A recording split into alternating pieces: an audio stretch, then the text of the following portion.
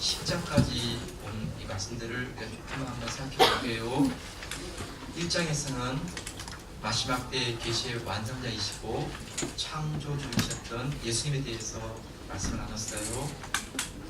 2장에서는 바로 그 예수님을 통해서 우리가 받게 된 구원에 대해서 이제 그 구원을 결코 소홀히 하지 말아야 한다 하는 말씀이었고, 3장에서는 우리 신앙생활을 강팍한 마음으로 하면 하나님의 은혜를 잃어버리기 때문에 우리 마음이 강팍해지지 않도록 우리 마음을 지켜야 한다 하는 말씀을 나눴고, 4장에서는 우리가 예수님을 말미암아 얻게 된 안식 장차 다 들어갈 안식이지만 이 땅에서 우리가 안식을 맛보면서 살아간다 하는 말씀을 나눴고, 5장에서는 우리의 믿음이 어린아이의 믿음이 아니라 장사한 분량이 있는 믿음을 살아가야 한다 하는 말씀을 해주고, 6장에서는 결코 취소될 수 없는 구원의 약속에 대해서 가장 어려운 부분이었어요. 그것을 우리가 나누었습니다.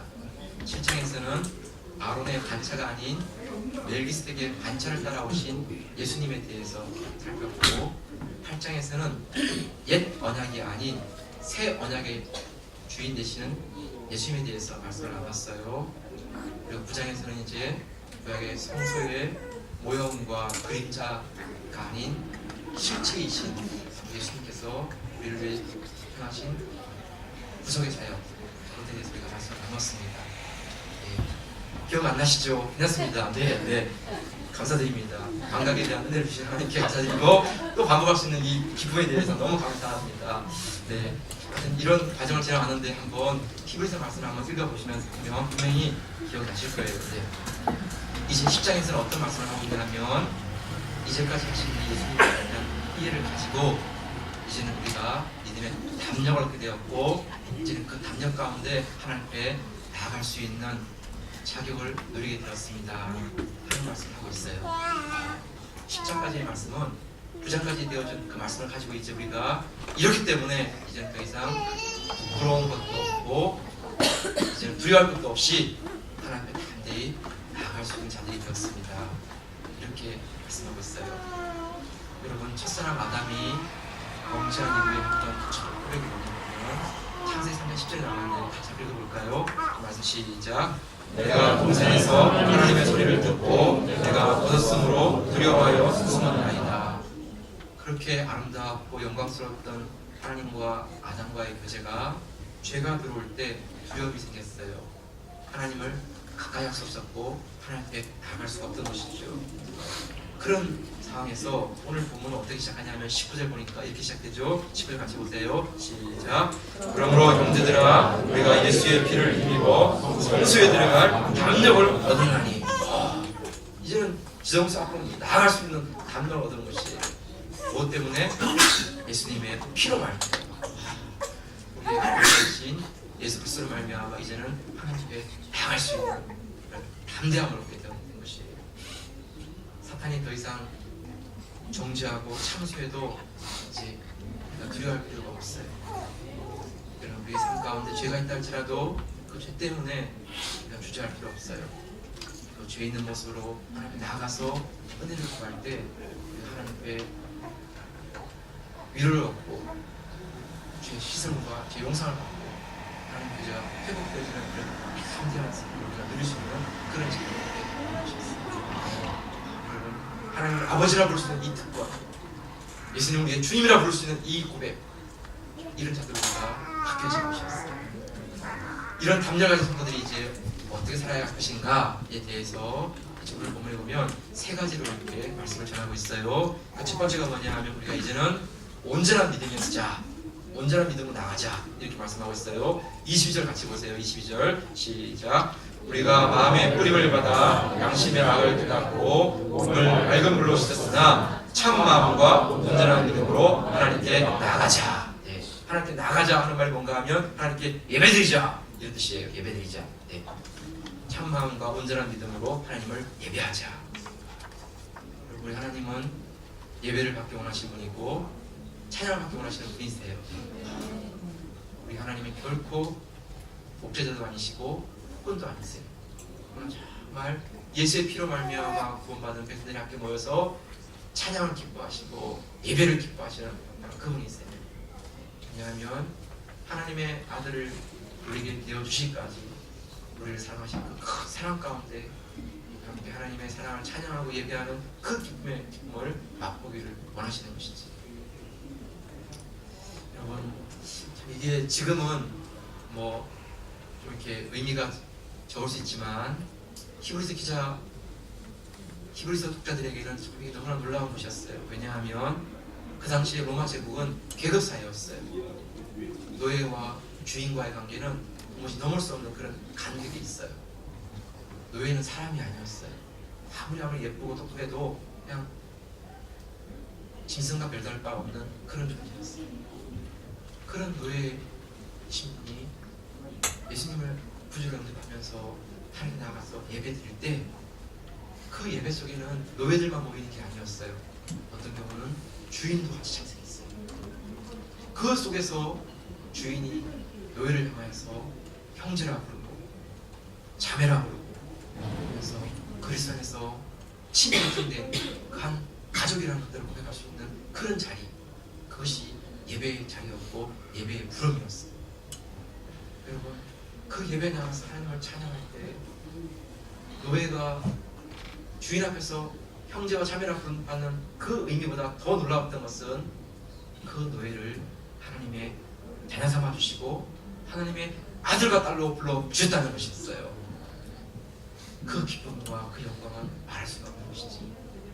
그래서 정말 그 예배 속에는 자기의 중심이 담기고 자기의 영혼이 담기는 것이었어요.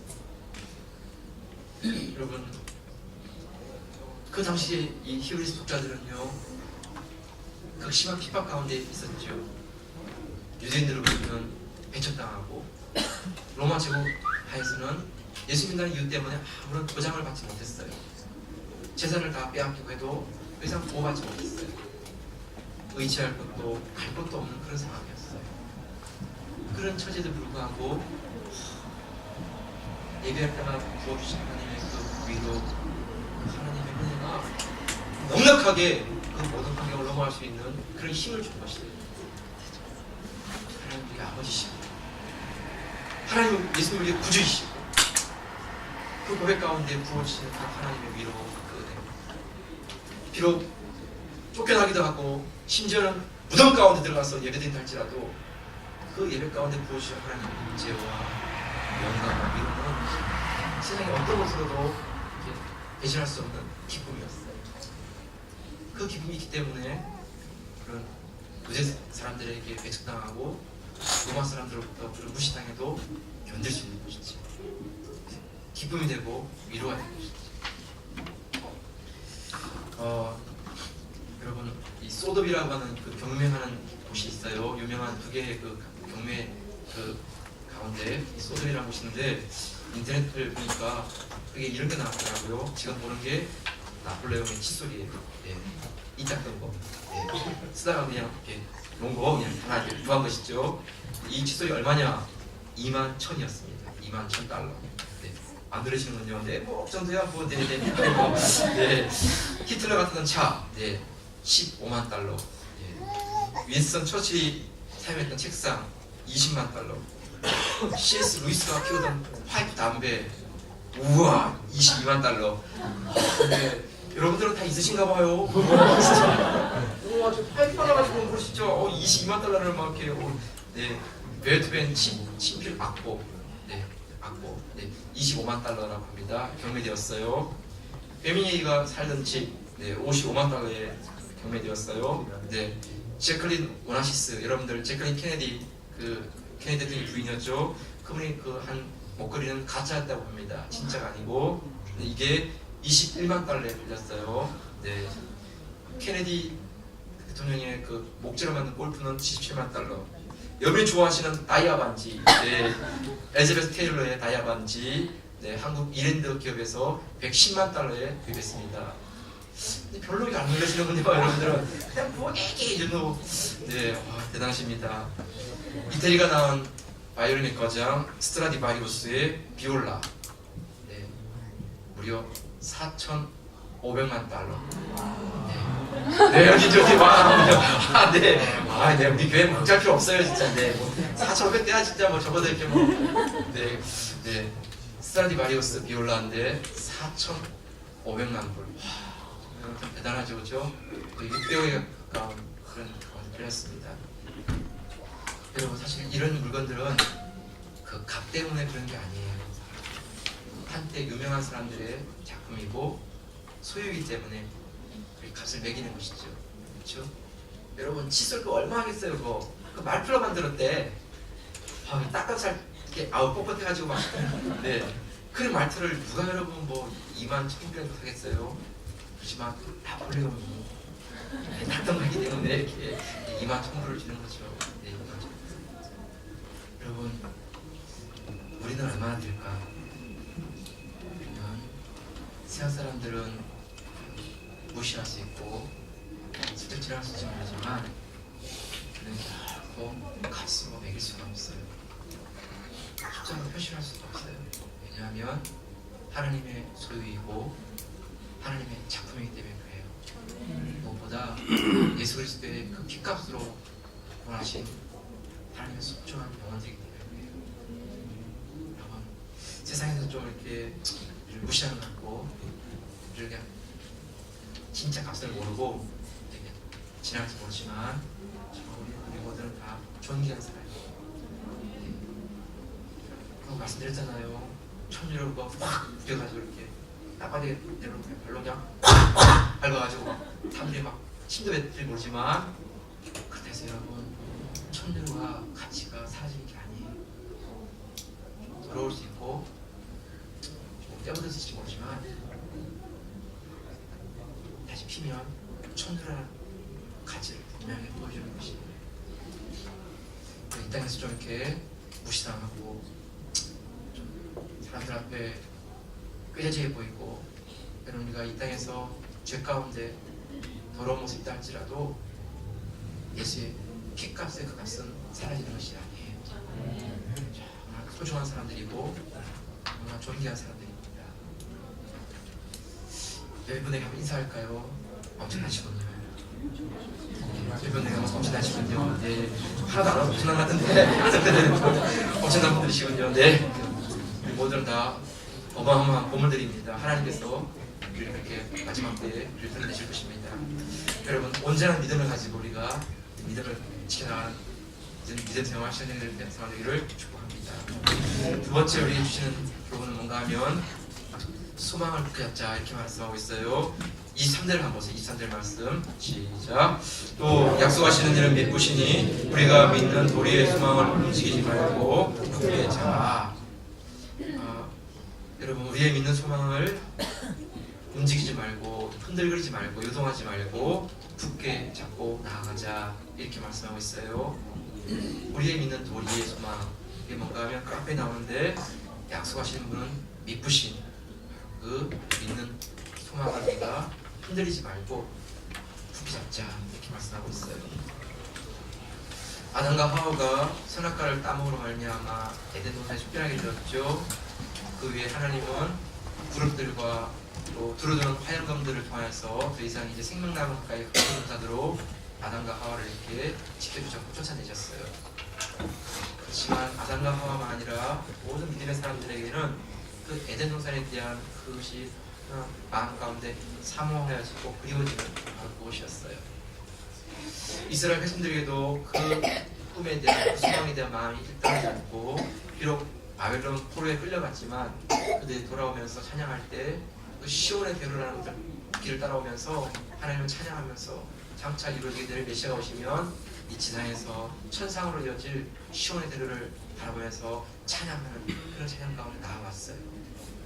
그래서 그 눈에 보이는 무너진 예루살렘 속에서도 천상에 이루어질 그 메시아가 다스릴 나라를 바라보면서 찬양하는 그런 기대의 고백을 드렸어요. 여러분, 이런 놀라운 믿음의 고백, 믿음의 소망들은 사실 이 땅에서 현실적으로 이루어지는 것이 아니라 우리 예수님을 통하여서 우리가 하나님 앞에 나아갈 수 있는 그런 시온의 대로, 영적인 통로가 확 열리게 되었어요. 그 말씀이 마태복음 27장 50절 50절에 나오죠. 같이 한번 볼게요. 시작. 예수께서 다시 크게 소리 지르시고 영원히 떠나시다. 이에 성소 2장이 위로부터 아래까지 찢어져 둘이 되고 땅이 진동하며 바위가 터지고 무덤들이 열리며 자던 성도들의 몸이 많이 일어나되. 네, 여러분, 예수님 십자가에서 죽으시는 바로 그때에는 휘장이 위에서 안에서 쫙 찢어지는 일이 났고요. 그뿐만 아니라 땅이 흔들리고 바위가 터지고 무덤이 열리고 그리고 자던 성도들이 많이 일어나게 되는 이런 일이 난다는 것이에요. 어떻게 이런 일이 날 수 있을까? 어떻게? 그렇죠? 예수님 십자가에 죽으신 거하고 지금 무슨 관계가 있어요? 예수님의 그 죽으심을 통하여서 이제는 하나님께 나갈 수 있는 길이 열리게 되었고 사망과 죽음도 막을 수 없는 생명의 문이 열리게 된 것이었어요.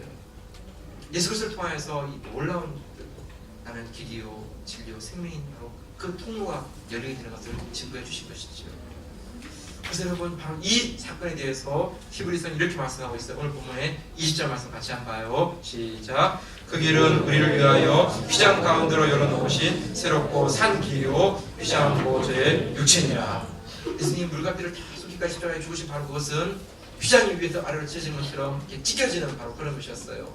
이로 말미암아 이제는 누구든지 다 하나님께로 나아갈 수 있는 그런 길이 열려질 일을 하게 된 것이었어요.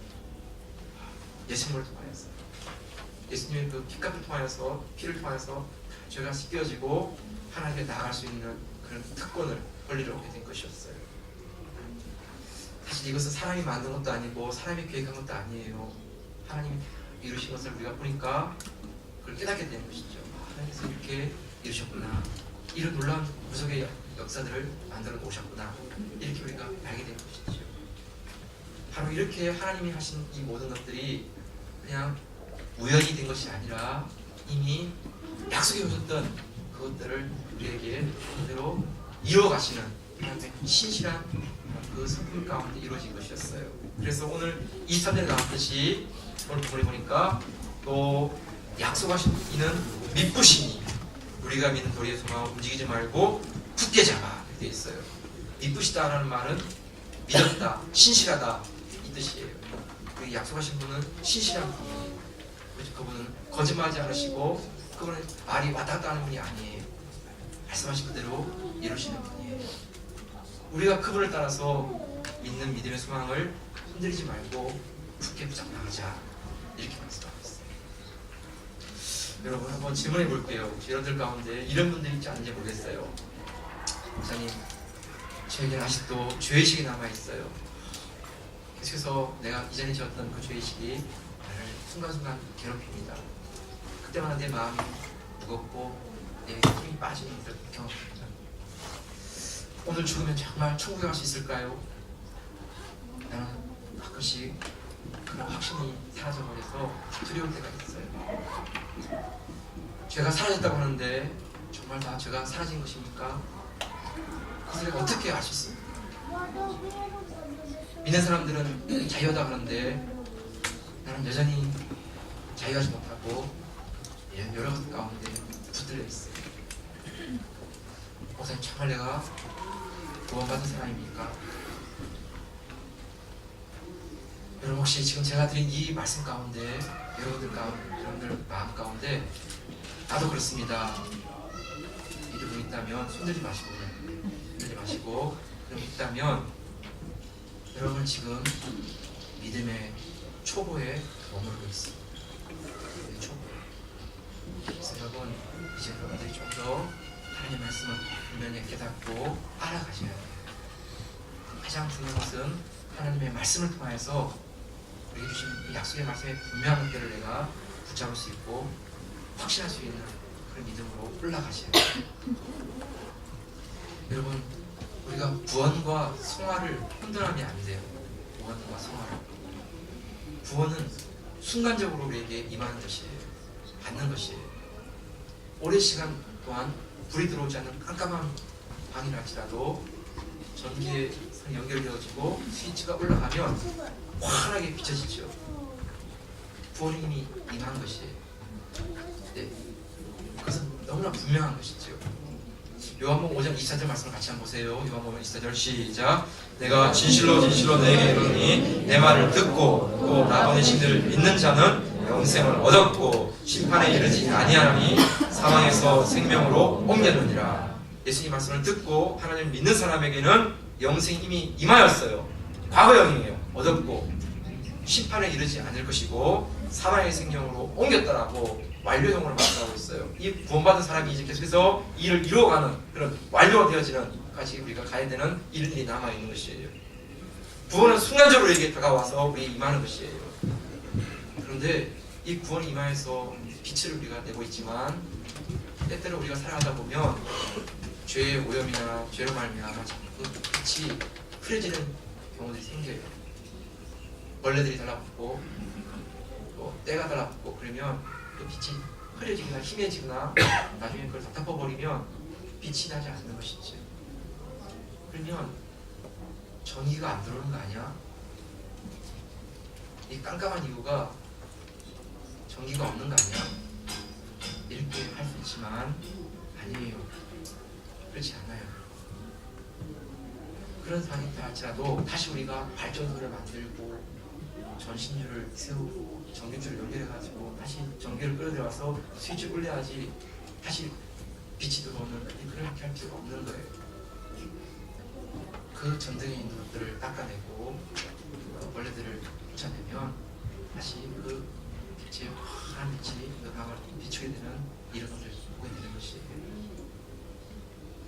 여러분, 하나님의 구원의 약속은 성화의 과정 속에서 왔다 갔다 하는 게 아니에요.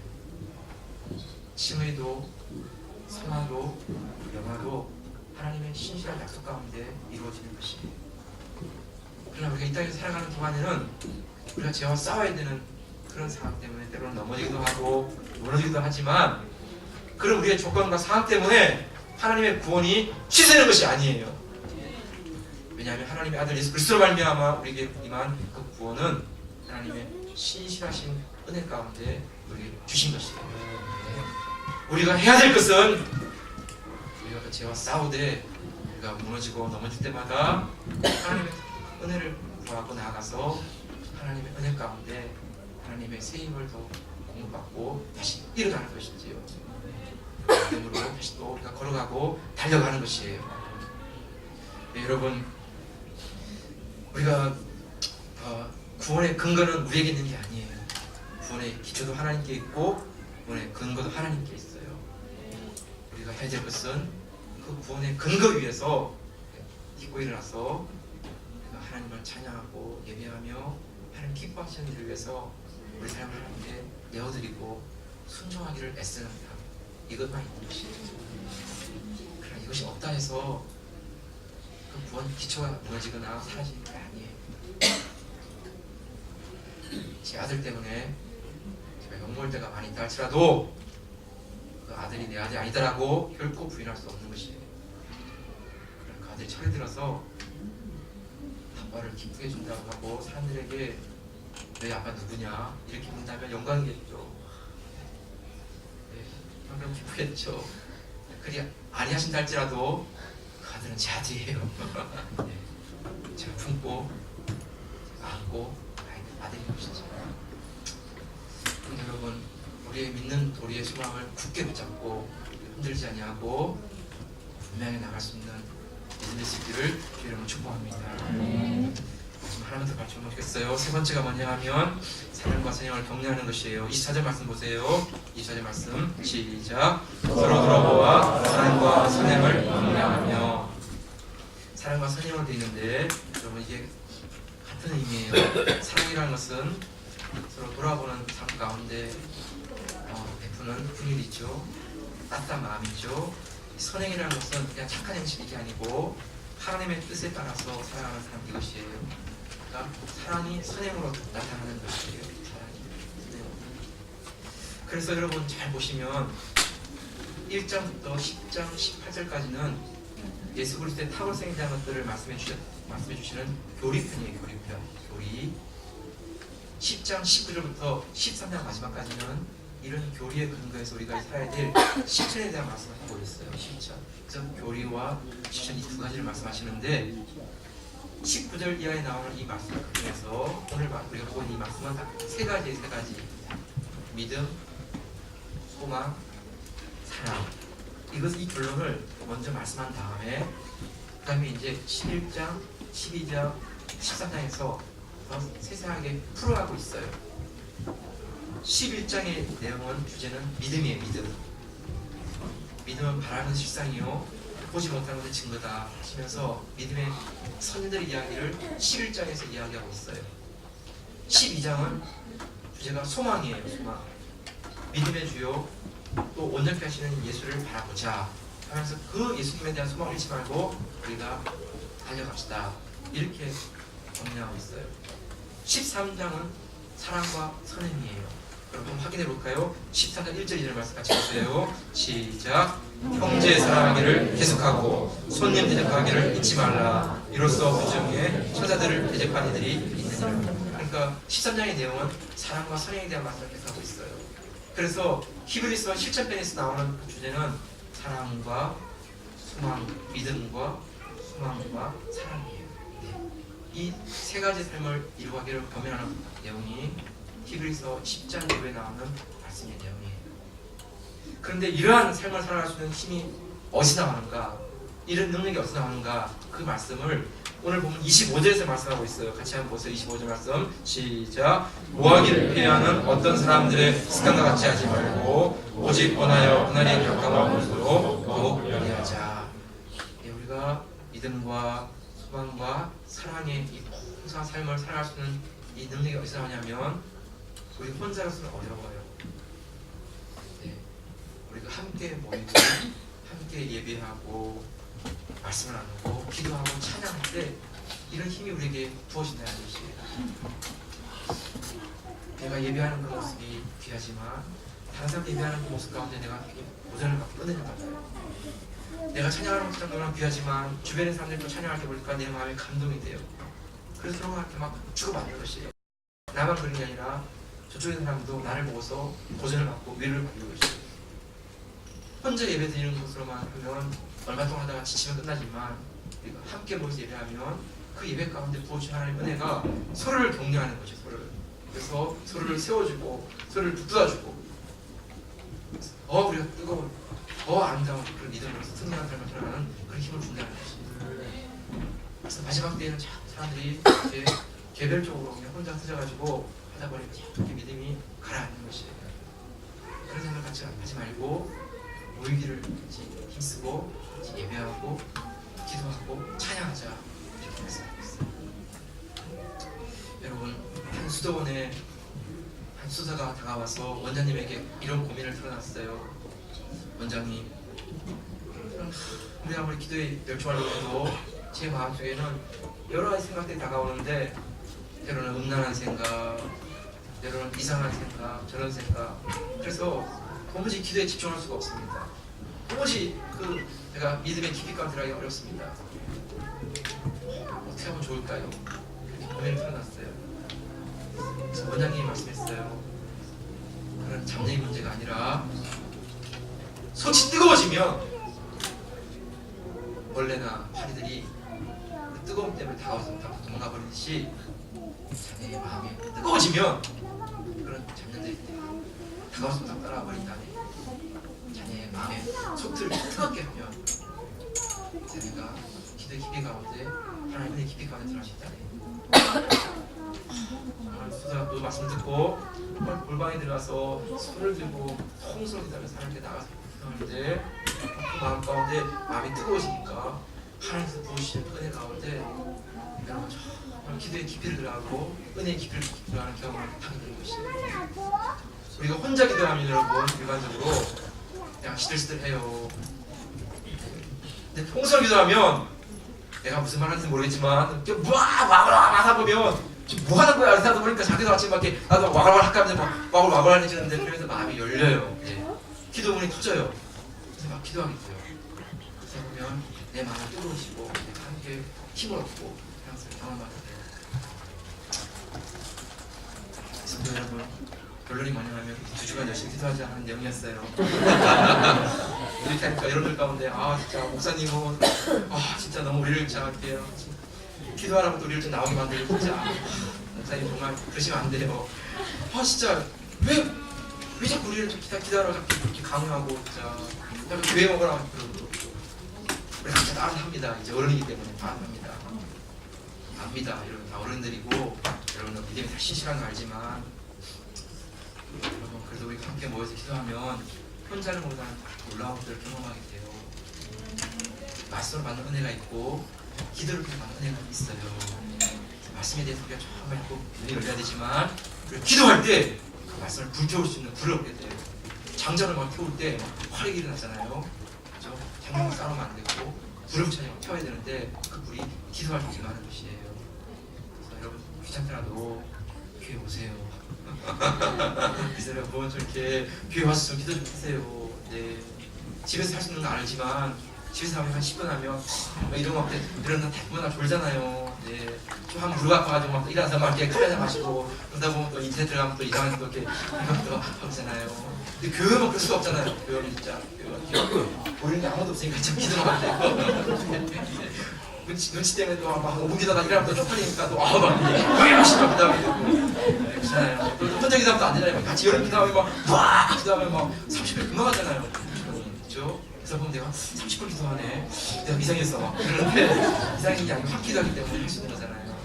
그렇죠? 여러분 우리 두 주간 기도하는 중에 저 여러분들 기도 가운데 하나님 보시는 놀라운 은혜가 저 여러분들 가운데 함께 임하시기를 주님을 축복합니다. 찬양하겠습니다. 우리 기도하고 기도할게요. 찬양드릴게요.